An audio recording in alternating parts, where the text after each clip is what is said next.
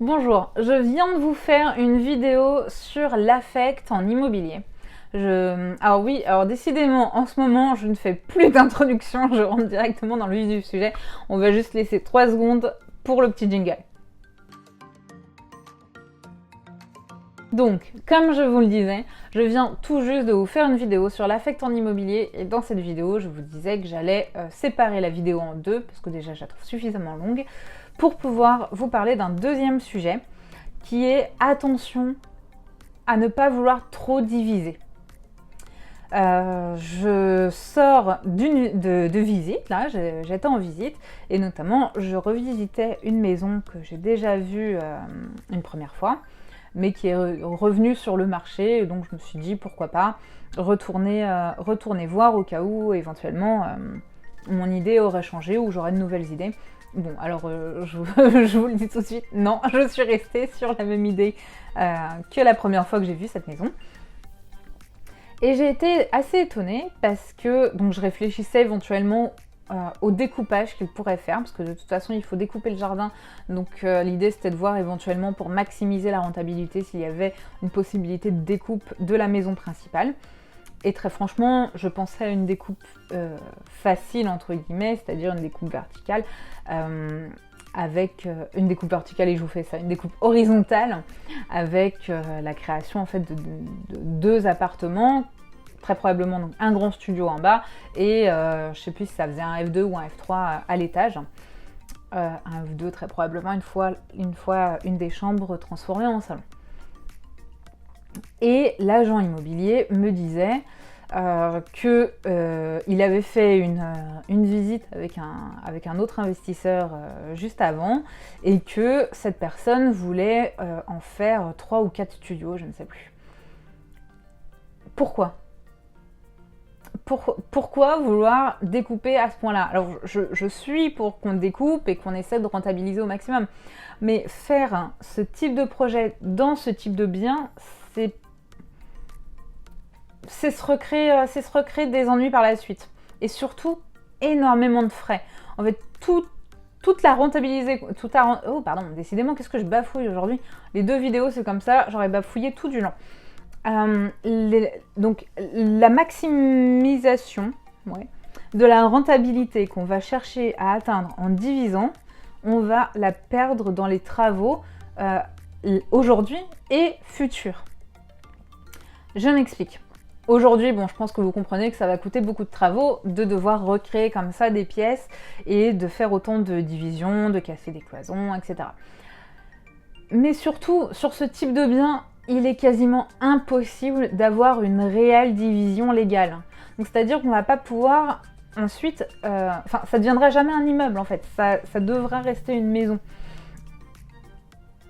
Je ne sais pas quel serait le coup de force qu'ils arriveraient à obtenir auprès de la mairie, mais ça je peux vous assurer qu'une maison telle qu'elle est là, alors c'est un petit peu difficile quand on la voit pas. En plus, je voulais vous prendre une vidéo pendant que j'étais en train de revisiter cette maison et j'ai parlé division avec l'agent immobilier pendant tout le truc, si bien que j'ai oublié de faire la vidéo et que j'y ai pensé que quand j'étais sur le chemin du retour dans la voiture, je me suis dit mais c'est pas possible, j'ai encore oublié. Donc voilà, c'est pour ça que je fais maintenant ces vidéos. Donc oui, en fait, diviser autant cette maison, alors qu'il n'est pas possible d'obtenir les autorisations nécessaires pour faire une réelle division légale, ça veut dire que demain, alors outre le fait d'impossibilité, division des compteurs, machin et tout, on va même pas rentrer là-dedans, on va juste penser à la revente. Vous verrez que moi, en fait, je me projette souvent sur comment est-ce que je vais pouvoir revendre ce que je suis en train de faire. Pour moi, c'est un critère important, je vais pas aller complètement défigurer mon bien.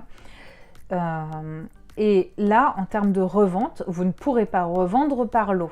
Donc, par exemple, si on fait 3 studios dans cette maison-là, alors je l'ai dit dans la vidéo précédente, cette maison, elle fait 150 mètres carrés, donc ça ne fait pas non plus des surfaces énormes par la suite, mais bon, ça peut faire des surfaces quand même correctes pour des studios en tout cas. Une fois divisé, on ne peut pas les revendre au lot. Donc ça veut dire que soit on retrouve quelqu'un qui veut refaire la même chose que nous et déjà on se diminue vachement le spectre des acquéreurs potentiels et on le revend donc comme ça, tel quel. Soit pour élargir le spectre des acquéreurs potentiels et pouvoir vendre à des personnes qui voudraient l'acheter comme résidence principale ou en faire toute autre chose, on va devoir recasser ce qu'on a fait pour pouvoir le remettre en état d'être habité par une famille complète, si vous voulez, avec je crois que c'est une maison avec 4 chambres à l'heure actuelle. Et ça, ça va avoir un coût également. Donc en fait, on a un coût énorme à l'entrée, on a un coût énorme à la sortie, on n'est même pas sûr de pouvoir correctement louer parce que c'est sûr qu'il y aura toujours des personnes qui auront besoin de se loger, qui prendront un studio comme ça dans une maison divisée en 3 ou en 4. Mais je suis assez sceptique que ça reste une location sur du plus long terme, si vous voulez. Pour moi, je vois vraiment ça comme quelque chose d'hyper transitoire, ce qui veut dire beaucoup plus de roulement de locataires, potentiellement plus de vacances locatives, et dans tous les cas, plus de turnover, c'est toujours plus compliqué. Ça fait, même en le faisant gérer, je veux dire, ça reste... moi, personnellement, je préfère quand même que mes locataires aient une certaine longévité dans les appartements. Donc voilà pourquoi, personnellement, ça ne m'intéresse pas de faire autant de divisions dans ce type de maison. Alors après, j'ai parmi mes connaissances des personnes qui le font, et notamment qui, dans ce cas-là, en fait, ne prendraient pas de locataire en soi, mais feraient de la courte durée. Personnellement, là, c'est l'emplacement du bien qui me fait penser que la courte durée, c'est pas une bonne idée là où il est placé, lui. Et l'autre possibilité qu'on pourrait voir, me direz-vous, si on veut commencer à aller gratter sur tous les modes d'exploitation, ce serait de la colocation. Ce serait possible. En l'occurrence, je pense quand même qu'il faudrait une deuxième salle de bain pour faire une colocation qui soit correcte.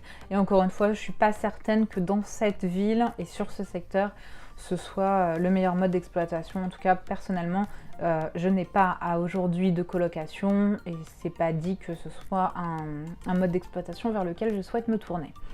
Pareil, parce que ça engendre d'autres difficultés et c'est pas aujourd'hui la stratégie que j'ai mise en place et sur laquelle même si certains le savent, je suis en train de revoir un petit peu ma stratégie parce que j'ai envie de partir sur d'autres choses. Je trouve que j'ai beaucoup fait j'ai envie de voir d'autres stratégies immobilières, mais ce n'est pas les deux que je viens de vous citer. Bon, la location de courte durée, j'ai fait, ça m'a pas plu, j'ai arrêté. La colocation, je n'ai jamais fait, mais pour le coup, pour l'instant, ça ne me tente pas. C'est vraiment vers d'autres horizons que je me tourne à l'heure actuelle. Donc voilà, j'espère que... alors je sais que c'était un petit peu... voilà, c'était de la vidéo improvisée, donc elle est un petit peu plus confuse que certaines autres, mais j'espère toutefois qu'elle vous a plu. Dites-moi si vous partagez ou non mon avis. D'ailleurs, je pense que ce sont des sujets, donc les 2 vidéos d'aujourd'hui, je pense que ce sont des sujets qui, alors vous ne les verrez pas la même journée, mais elles ont été tournées aujourd'hui. Je pense que ce sont des sujets qui peuvent amener à débat, donc je serais très heureuse également d'avoir vos avis en commentaire et puis qu'on puisse voir et puis éventuellement me faire changer ma position. Bon, je vous préviens, je suis têtue, donc il y a quand même peu de chance, mais pourquoi pas, je serais très heureuse de prendre vos avis. N'oubliez pas également, vous avez toujours vos bonus que vous pouvez aller chercher dans la description de la vidéo. Et puis moi je vous dis à bientôt sur la chaîne. Bye!